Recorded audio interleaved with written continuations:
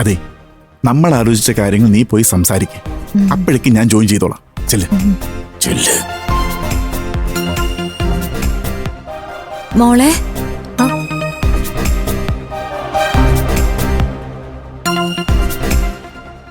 അർജുനെ ഏതൊരു പെണ്ണ് ചീത്ത വിളിച്ചെന്ന് പറഞ്ഞ് നീ ഇടപെട്ടല്ലോ. അതിന്റെ അർത്ഥം നീ അർജുനെ സ്നേഹിക്കുന്നുണ്ടെന്നാ. നിനക്ക് പഠിക്കാനും ജോലിക്ക് പോകാനൊന്നും താല്പര്യമില്ലെങ്കിൽ വേണ്ട. ഞാനും അനുപേട്ടനും കൂടി അർജുന്റെ വീട്ടുകാരുമായിട്ട് സംസാരിച്ച് നിങ്ങളുടെ കല്യാണം ഉറപ്പിക്കാം. അയ്യേ, ഞാൻ അവനെ കെട്ടാനോ? നീ അവനെ കെട്ടണ്ട, ചുമ്മാ നിന്നു കൊടുത്താ മതി. അവൻ നിന്നെ കെട്ടിക്കോളും. അവൻ എനിക്ക് സെറ്റ് ആവില്ല മാളു ചേച്ചി. ആ, ഇന്നത്തെ കാലത്ത് ജീവിക്കാനേ ഭർത്താവായിട്ടൊരു കോടീശ്വരൻ തന്നെ വേണം.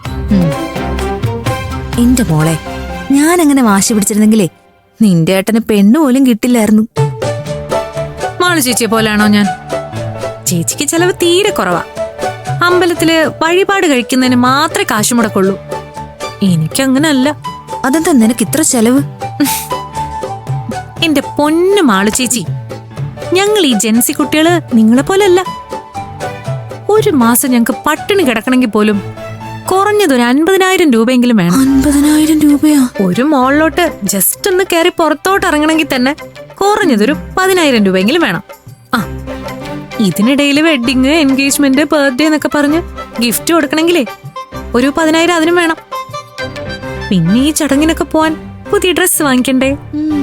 ഇനി സാരിയാ ഉടുക്കുന്നതെന്നുണ്ടെങ്കിൽ ഉടുപ്പിക്കാൻ വരുന്ന ഡ്രേപ്പിസിന് ഒരു 1000 രൂപ പിന്നെയും ചെലവാക്കണം. ഇപ്പൊ ഇത്രയും കാശ് അനുപേട്ടനാണോ മുടക്കുന്നത്? ഏട്ടൻ കുറച്ചൊക്കെ പോക്കറ്റ് മണി തരും. അതുകൊണ്ട് ഞാൻ വളരെ കഷ്ടപ്പെട്ട് അഡ്ജസ്റ്റ് ചെയ്യാ എന്റെ ചേച്ചി.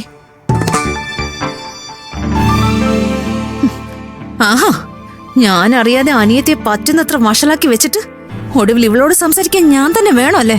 അയ്യോ, ഇത്രയും കാശൊന്നും ഞാൻ ഇവക്ക് കൊടുക്കാറില്ല. നിങ്ങൾ കൂടുതലൊന്നും പറയണ്ടാട്ടാ. ഒരു കുഞ്ഞിക്കാല് കാണാൻ വേണ്ടി ദേവിക്ക് പൊന്നു കൊണ്ടൊരു തൊട്ടില് സമർപ്പിക്കണമെന്ന് പറഞ്ഞാ നിങ്ങളുടെ കയ്യിൽ കാശില്ല.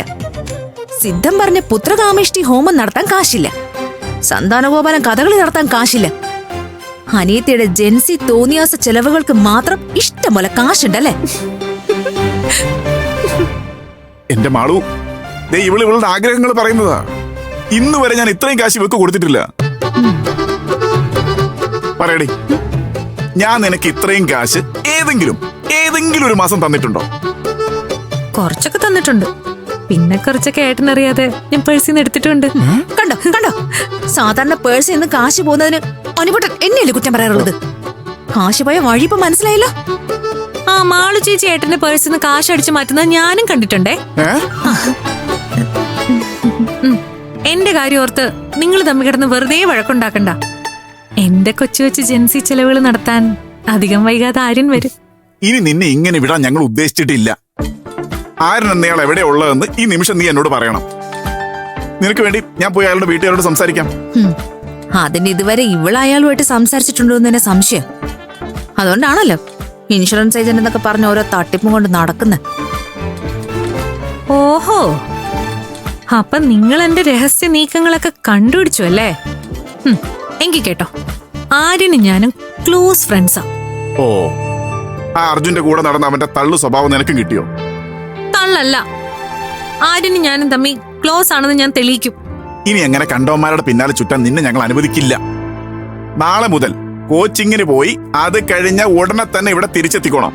കോടീശ്വരനെ പ്രേമിക്കാനാന്ന് പറഞ്ഞേ നീ ആരുടെയെങ്കിലും പിന്നാലെ വായി നോക്കി നടക്കുന്ന എങ്ങാനും ഞാൻ അറിഞ്ഞ ആ നിമിഷം നിന്നെ ഞാൻ എനിക്കിഷ്ടമുള്ള ചെറുപ്പക്കാരനെ കൊണ്ട് കല്യാണം കഴിപ്പിക്കും.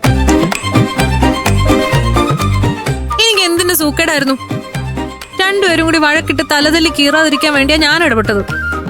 അവസാനം നിങ്ങൾ രണ്ടുപേരും ഒന്നായി, ഞാൻ ഒറ്റപ്പെട്ടു അല്ലേ? ആ, ആയിക്കോട്ടെ, അങ്ങനെ തന്നെ കരുതിക്കോ. ഇനി നിന്നോട് യാതൊരുവിധ കോംപ്രമൈസിനും ഞങ്ങളില്ല. അവളൊന്നേ